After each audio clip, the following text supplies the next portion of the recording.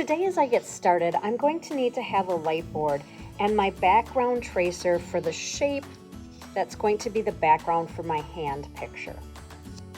To start out with today, all I'm doing is I'm going to go ahead and I'm going to get my good paper, my final copy paper, and I'm going to place it on top of my tracer. All I'm worried about for this very first thing is getting my triangle and the 3 lines that go off from my triangle. Then I'm going to use a ruler, and it is important that you have a ruler, and I'm going to take and I'm going to trace over the lines that are there, that are those main lines. These lines are going to help me to know how and where I can fit my hand into the picture and how it's relating with the shape of my hand, or if I chose something different like a dolphin, how that's fitting in there. So please make sure you use a ruler because neatness is important on this project. This is kind of like the main structure, so if this is off, your whole picture tends to be off.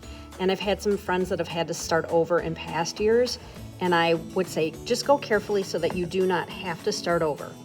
So my very first thing that I want, if I'm doing a shape like the triangle one, is to get those main sections in.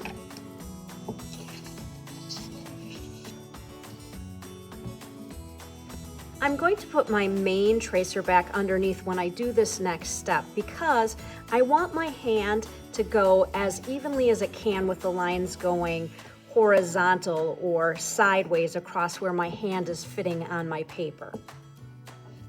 When I trace my hand, I'm going to put it in the position I want. It's important to keep your hand flat, and when you do your tracing, you want to keep your pencil nice and tall and push towards your fingers as you go.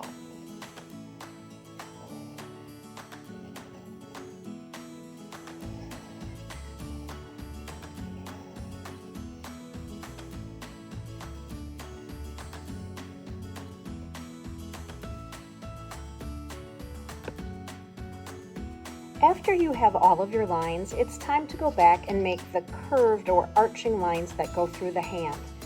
I would recommend that you may want to start low on the hand and make sure you maybe use a ruler. And what I like to sometimes do is I almost to the row above might make just a little guide dot to help me to know about how high I need to go. And then if you work from one side to the other side, that helps it to stay a little bit more arched. I would do that lightly in the event that you need to erase. Once I know that my first line is connecting in the correct spot, now I'm going to go line by line. And if you want that kind of guide dot about how high you should go, I'm just going to put that in there. And I'm going to go lightly, again, in case I need to go back and erase.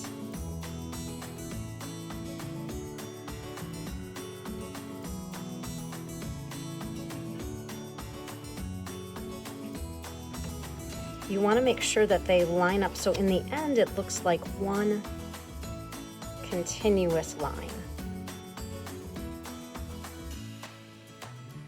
If I don't have the other half of the line there, I kind of have to imagine where the lines would fall.